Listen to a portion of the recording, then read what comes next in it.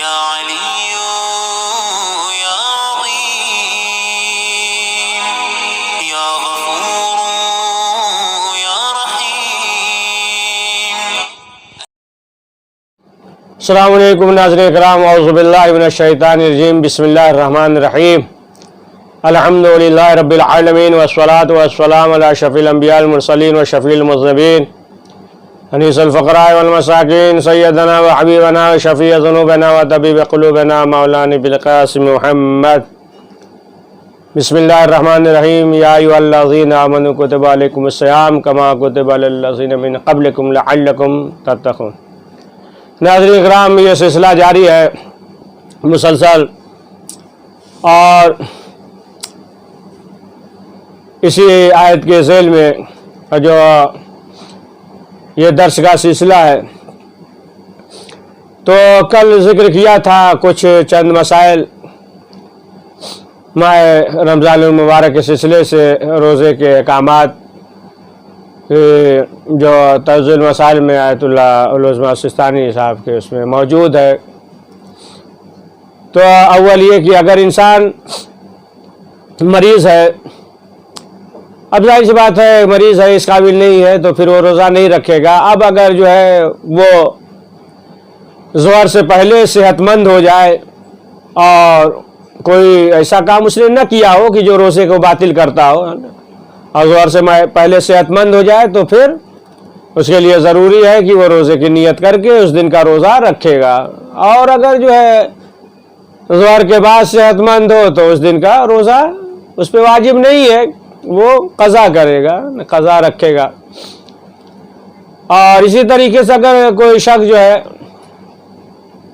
مثلا جو ہے روزے کی نیت کر لے، اس کے بعد جو ہے وہ سو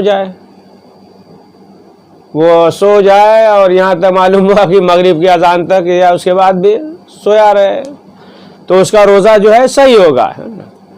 اب وہ الگ چیز ہے کہ مثلا جو ہے کوئی انسان جو ہے عمدن ایک ارادہ ہی بنا لیا ہے نا، بہت سے جگہوں پہ ایسا ملتا ہے کہ انسان یہ سوچتا ہے، کہتا ہے کہ رات بھر جگو ہے نا، رات بھر جگو اور دن بھر ہم سوئیں گے کہ ماہ رمضان آیا، روزہ آیا ہے نا، کہ یہ روزہ ہمیں جو ہے تم سے کچھ لینا ہی دینا ہی، ہمیں معلوم ہی نہیں کب آیا کب جو ہے چلے گئے ہے نا، وہ الگ چیز ہے نا کہ انسان جو ہے اس طریقے سے، تو ظاہر سی بات ہے بہرحال جو یہ ہے حکم ہے جو کہ اس کا روزہ صحیح ہے۔ اب وہ الگ چیز ہے کہ انسان جو ہے ان تمام چیزوں پہ غور اور فکر کرے۔ اسی طریقے سے اگر کوئی بچہ اذان صبح سے پہلے بالغ ہو جائے تو پھر وہ جو ہے وہ اس دن کا روزہ رکھے گا، اور اذان صبح کے بعد جو ہے نا بالغ ہو تو بہرحال اگر کسی اور نیت سے، مستحب کی نیت سے اس نے روزہ رکھا ہے تو پھر احتیاط مستحب یہ ہے کہ اسے جو ہے مکمل کر لے نا، اور اس کے بعد بالغ ہو تو پھر اس دن کا روزہ اس پہ واجب نہیں ہے۔ تو اب آپ دیکھیں کہ یہ مختصر روزے کے احکامات کی جو ذکر کر دیا، اور تفصیل سے سب تمام چیزیں توضیح مسائل میں موجود ہیں۔ تو یہ روزہ یہ جو تزکیہ نفس، انسان جو ہے نفس پہ کنٹرول کرے، تزکیہ نفس ہے، انسان کے اندر جو ہے صبر کا مادہ پایا جائے، انسان جو ہے کثرت کے ساتھ عبادت کرے، رحمت پروردگار کے سائے میں کہ جو پروردگار نے اس مہینے میں رحمت کے دامن کو وسیع کر دیا ہے، لہٰذا جو ہے بندگی کرے، اور چھوٹا سا عمل بھی انجام دے رہا ہے اگر اس مہینے میں، تو پروردگار اجر جو ہے زیادہ دے گا، ثواب زیادہ دے گا۔ یہاں تک کہ رسول اکرم حضرت محمد مصطفیٰ صلی اللہ علیہ وآلہ وسلم نے فرمایا کہ اگر کوئی شخص جو ہے روزہ افطار کرائے، افطار کسی کو کرائے، تو پھر ایسا ہے کہ گویا کہ اس نے جو ہے غلام آزاد کیا ہے، یہ غلام جو ہے آزاد کیا ہے اگر جو ہے روزہ افطار کرا رہا ہے۔ اور یہاں تک کہ کچھ نہیں تو ایک کھجور کے ذریعے، پانی کے ذریعے۔ تو اب آپ دیکھیں کہ اس میں جو ہے اب کئی چیزیں ہیں کہ انسان جو ہے اول تو یہ کہ یعنی اخلاص کے ساتھ جو ہے روزہ افطار کرا رہا ہے، اور ظاہر سی بات ہے کہ یہ جو دور ہے، جو حالات ہے لاک ڈاؤن وغیرہ جو ہے، ایسے موقع پہ انسان جو ہے اس نیت سے ہے نا، اس نیت سے جو ہے مثلا جو ہے افطار کراتا تھا، یا اس نیت سے جو ہے روزہ افطار ہے نا کرا سکتا ہے کہ مثلا جو ہے ضروریات کی چیز پہنچا دیا ہے نا، چاول، گندم ہے نا، دیگر چیزیں، تاکہ اس کے افطار کا سامان مہیا ہو جائے ہے نا، روزہ افطار کی نیت سے اس طریقے سے جو ہے، جو آج کل حالات ہے، دور ہے، انسان جو اس طریقے سے پہنچا سکتا ہے جو ضروریات کی چیزیں ہیں۔ اور دوسری چیز یہ ہے کہ انسان جو ہے چاہے تو وہ ثواب سے محروم نہیں رہ سکتا، ثواب سے محروم نہیں رہ سکتا، کہ اگر انسان یہ سوچ لے یہ تو ان کے لیے ہے کہ جو پیسے والے ہیں، صاحب دولت مند ہیں، صاحب ثروت مند ہیں، لہذا ان کے لیے ہے، جو غریب ہے نہیں۔ رسول اکرم نے فرمایا ہے کہ اگر کچھ نہیں تو ایک کھجور سے ہے نا، ایک کھجور یا پانی کے ذریعے جو ہے روزہ افطار کرو، تو معلوم یہ ہوا کہ انسان جو ہے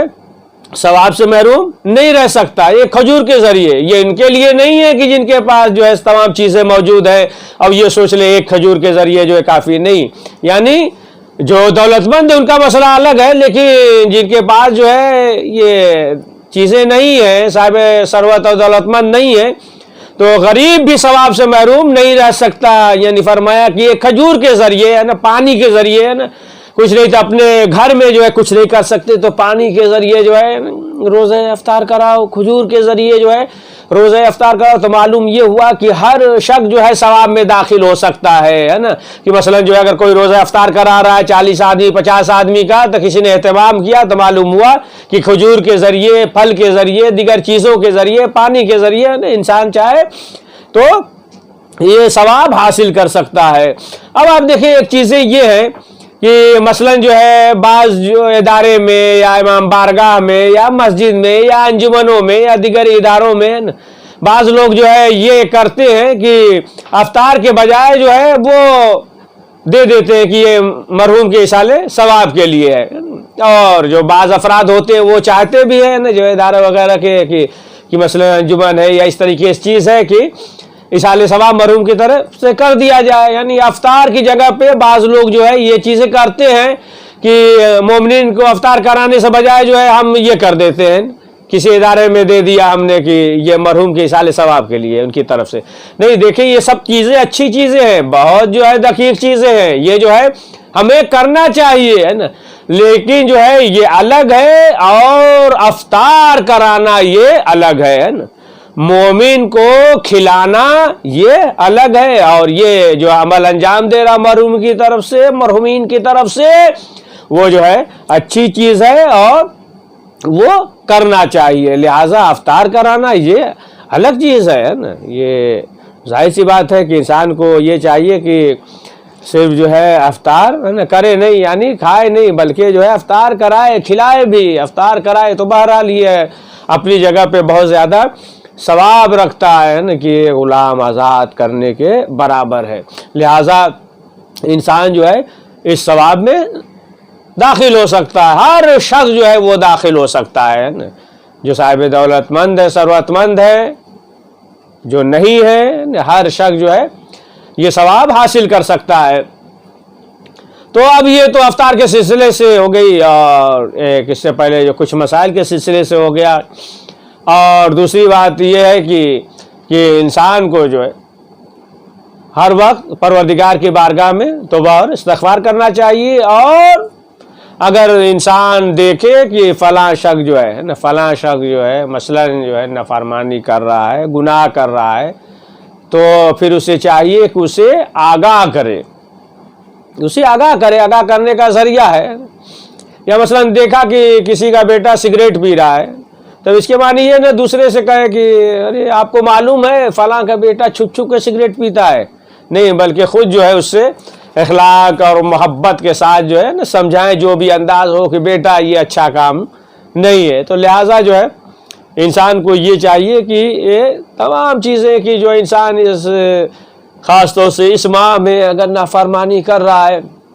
تو انسان کو آگاہ کرے، ہے نا۔ اب آپ دیکھیے، آپ کو ایک واقعہ سنا ہے، اصول کافی میں بھی ہے، بہار میں بھی ہے۔ چھٹے امام جعفر صادق علیہ السلام وہ روایت کرتے ہیں کہ ایک زمانے میں، ایک دور میں، سلف کا دور تھا، اور ایک عابد عبادت گزار تھا، اور صحرا میں بیابان میں دن رات جو ہے عبادت کرتا تھا۔ تو ایک مرتبہ شیطان نے حکم دیا، شیطان سب گئے اور چاہتے تھے کہ اسے جو ہے گمراہ کریں، لیکن جو ہے کامیاب نہیں ہو پائے، اور وہ جو ہے رات دن عبادت کرتا رہا، یہاں تک کہ کامیاب نہیں ہو پائے۔ جب کامیاب نہیں ہوئے تو شیطان نے بلایا، سب جو استاد تھا شاگردوں کو بلایا، اپنے چیلوں کو بلایا، اور بلانے کے بعد کہا کہ دیکھو یہ عابد ہے اور اسے جو ہے گمراہ کرنا ہے۔ تو ایک نے کہا کہ ہم جو ہے اسے گمراہ کر دیں گے۔ کہا کیسے؟ کہا کہ مثلاً جو ہے شہوت کی طرف جو ہے عورتوں کی طرف ادھر، اور تمام چیزیں، شراب اور جو ہے کباب، اس طریقے سے کہا کہ نہیں، کامیاب جو ہے تم نہیں ہو پاؤ گے۔ کہا کھانے کے ذریعے، کہا نہیں، اس سے بھی دلچسپی نہیں ہے۔ تو ہر ایک نے کہا کہ ہم اس ذریعے سے کر دیں گے، اس ذریعے سے کہا کہ کامیابی دے۔ ایک نے کہا کہ ہم جو ہے اس عابد کو عبادت ہی کے ذریعے گمراہ کریں گے۔ تو اس نے کہا کہ ہاں یہ جو ہے ممکن ہے نا، یہ ممکن ہے کہ عابد کو جو ہے عبادت کے ذریعے، اسی ذریعے سے، اسی طریقے سے حملہ کریں گے اور ہم کامیاب ہو جائیں گے۔ کہا کہ ہاں۔ اب اس میں بھی یہ بہت دقیق بات ہے، اس میں جو ہے 10 منٹ جو ہے گفتگو ہم کر سکتے ہیں، لیکن ابھی بہرحال آپ بھی روزے سے ہیں اور اس میں پھر کبھی موقع پہ تبصرہ کریں گے۔ تو کہا کہ ہاں ٹھیک ہے۔ اب یہ جو آیا، عابد کے پاس عبادت کر رہا تھا، یہ شیطان آیا، آنے کے بعد جو یہ بھی عبادت کرنے لگا۔ اب جب یہ عبادت کرنے لگا تو یہاں تک کہ جو عابد تھا دیکھ رہا ہے نا کہ یہ اس کے عبادت میں کوئی سستی نہیں ہے، چستی ہے نا، اور جو ہے یہ عبادت پہ عبادت کر رہا ہے، تھک نہیں رہا ہے نا، نماز پہ نماز، رکوع سجود۔ اب یہ دیکھا تو یہ چونکنے لگا، چونک گیا کہ یہ آخر کون شخص ہے کہ یہ اس قدر عبادت کر رہا ہے اور اس کے اندر جو ہے تھکاوٹ بھی نہیں ہے۔ تو اب اس نے چاہا کہ اس سے گفتگو کرے، لیکن جیسے گفتگو کرنا چاہا، لیکن جو ہے یہ توجہ نہیں دیا، عبادت بھی عبادت ہے نا، مشغول ہے، مصروف ہے۔ تو آخرکار اس نے پوچھا کہ بتاؤ جلدی کیا ہے، جلدی کہو، اس لیے پھر نماز پڑھنی ہے، عبادت کرنی ہے ہمیں۔ اس نے کہا کہ یہ بتاؤ کہ اس منزل تک کیسے پہنچ گئے، کس قدر عبادت کر رہے، تمہارے جسم میں تھکاوٹ بھی نہیں ہے اور عبادت پہ عبادت کیے جا رہے ہو۔ اس نے کہا اصل مسئلہ یہ ہے کہ ایک گناہ سرزد ہو گیا، اس کے بعد ہم نے جو ہے پروردگار کی بارگاہ میں توبہ کیا، اور اس کے بعد جو ہے یہ توفیق مل گئی۔ اگر تم چاہتے ہو کہ تمہارے اندر بھی یہ طاقت، یہ قوت آ جائے، یعنی چستی آ جائے، تو بہت آسان ہے، تم بھی اس کام کو انجام دو، پھر اس کے بعد جو ہے ایسی توفیق ہوگی، تم توبہ کرو گے پروردگار کی بارگاہ میں، تمہارے اندر جو ہے یہ طاقت، یہ صلاحیت پیدا ہو جائے گی۔ تو اس عابد نے کہا کہ بات تو ٹھیک ہے، لیکن ہمارے پاس جو ہے کوئی پیسہ نہیں ہے۔ تو شیطان نے 2 درہم دیا، کہا کہ جاؤ۔ اب یہ پہاڑی کے نیچے اترا، بتا دیا کہ جاؤ فلاں جگہ فاحشہ عورت ہے اور اس کے پاس جاؤ، پھر اس کے بعد جو ہے نا جو خواہشات ہیں، پھر اس کے بعد توبہ کرنا۔ اب آیا، اب لوگوں سے معلوم تو تھا نہیں اس کا گھر کدھر سے ہے، لوگوں سے پوچھا تو لوگوں نے یہ سمجھا کہ یہ عابد ہے، ہو سکتا ہے واعظ اور نصیحت کے لیے جا رہا ہو، سمجھانے جا رہا ہو، بتایا۔ اور جب بتا دیا تو آخرکار یہ شخص پہنچا۔ جب اس کے پاس پہنچا تو فاحشہ عورت نے دیکھا کہ یہ تو عابد اور یہ متقی لگ رہا ہے۔ تو کہا کیسے آنا ہوا، اس نے جو ہے بیان کیا، تمام چیزیں جو ہے خواہشات کا اظہار کیا، اور کہا کہ اس لیے آئے ہیں۔ تو اس عورت نے کہا کہ دیکھو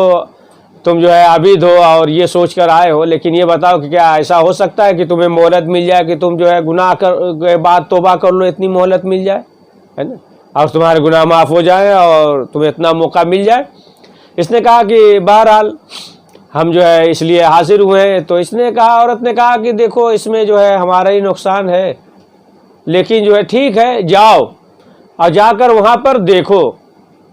یقیناً وہ جو ہے شیطان تھا، شیطان، جاؤ دیکھو، اگر جو ہے موجود ہوگا تو پھر آ جانا ہمارے پاس، اگر موجود نہیں ہے تو یقیناً وہ جو ہے ابلیس ہے، شیطان، اور کوئی نہیں ہے۔ تو ظاہر سی بات ہے کہ جب چور پکڑا جاتا ہے تو بھاگ جاتا ہے نا۔ اب جب عابد آیا تو کیا دیکھا کہ وہ شخص جو ہے وہاں پہ موجود نہیں ہے۔ اب چند دن کے بعد جو ہے جب اس عورت کا انتقال ہوا ہے نا، ظاہر سی بات ہے جب عابد گیا اور ہاتھ بلند کر کے لیے اس عورت کے لیے اس عابد نے دعا کی پروردگار کی بارگاہ میں. اب جب چند دن کے بعد اس عورت کا انتقال ہوا تو اس زمانے کے پیغمبر کو وحی ہوئی ہے نا، وحی ہوئی کہ آپ اس کے تشییع جنازہ میں جائیے. تو پیغمبر نے، اس زمانے کے پیغمبر نے کہا کہ پروردگار تجھے تو معلوم ہے کہ یہ عورت کیسی تھی، کتنی بڑی گنہگار تھی، فاحشہ تھی. قدرت کی آواز آئی کہ اس نے جو ہے ایک ہمارے بندے کو، یعنی ایک ہمارا بندہ ہمارے در کو چھوڑ کر چلا گیا تھا اور ہمارے بندے کو اس نے جو ہے ہمارے در پہ بھیجا، جس کی وجہ سے ہم نے اس کے گناہوں کو معاف کر دیا ہے. تو معلوم یہ ہوا کہ انسان کو یہ چاہیے کہ انسان اگر دیکھ رہا ہے کہ کوئی شخص جو ہے خدا کی نافرمانی کر رہا ہے تو پھر انسان کو چاہیے کہ اسے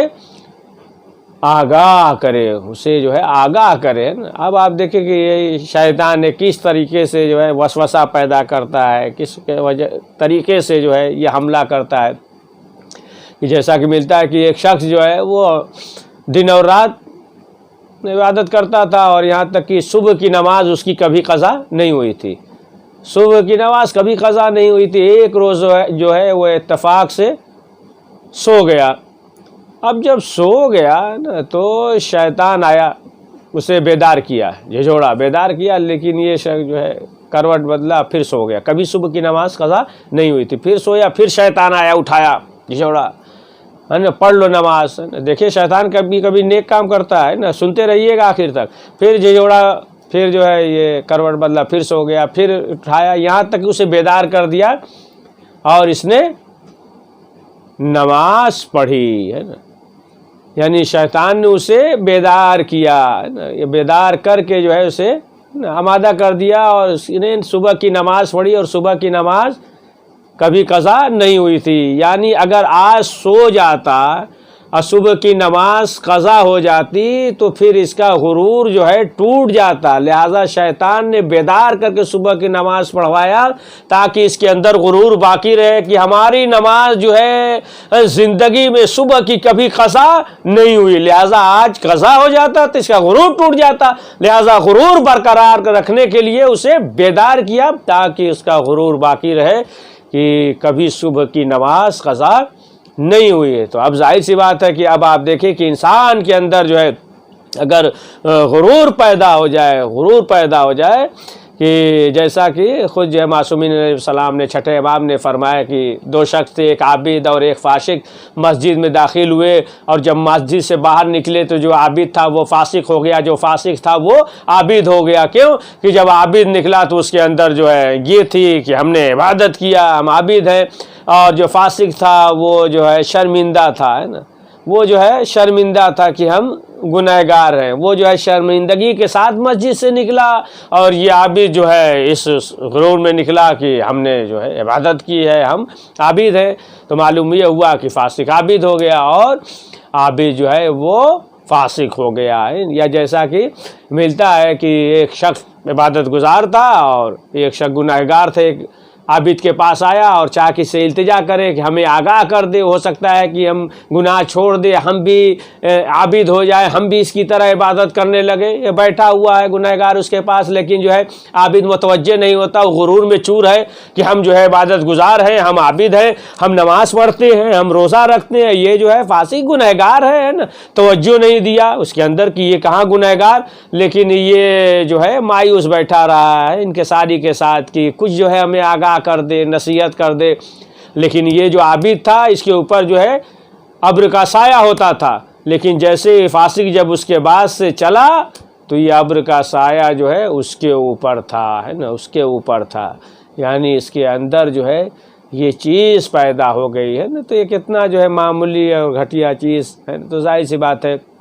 کہ یہ مہینہ جو ہے تزکیہ نفس کا مہینہ ہے اور اس مہینے میں چاہیے کہ ہم جو ہے کثرت کے ساتھ پروردگار کی بارگاہ میں توبہ اور استغفار کریں اور پروردگار کی بارگاہ میں دعا کریں۔ یہ توبہ کا مہینہ ہے، یہ جو ہے دعاؤں کا مہینہ ہے، یہ رحمت کا مہینہ ہے، یہ مغفرت کا مہینہ ہے،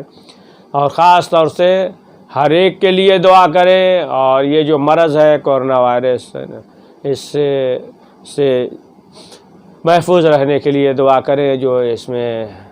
مریض ہیں، مبتلا ہیں، دعا کریں کہ پروردگار جو ہے انہیں شفا دے، اور اس مرض سے، کورونا وائرس سے پروردگار ہم سب کو محفوظ رکھے۔ اور جن جن لوگوں نے دعا کے لیے کہا ہے خصوصی ان کے لیے دعا کرے۔ پروردگار اہل بیت معصومین علیہ السلام کے واسطہ تمام آفات و بلیات و پریشانیوں اور دشمنوں کے شر سے ہم سب کو محفوظ رکھ۔ کورونا وائرس اس بیماری سے ہم سب کو محفوظ رکھ۔ کریم جتنے بھی بیمار ہیں، گھر پہ ہیں، ہاسپٹل میں، پروردگار انہیں شفائے عاجل عنایت فرما۔ کریم حضرت کے ظہور میں تعجیل فرما، ہمیں ان کے امان و انصار میں شمار فرما۔ بسم اللہ الرحمن الرحیم۔ آئیے ساتھ میں مل کر پڑھ لیتے ہیں۔ اللہم کل ولیک الحجۃ ابن الحسن صلواتک علیہ وعلی آبائہ فی ھذہ الساعۃ فی کل ساعۃ ولیا وحافظا وقائدا وناصرا ودلیلا وعینا حتی تسکنہ وارزقہ وتمتعہ فیہا طویلا۔ سلمکم اللہ، اللہ حفظک انشاءاللہ۔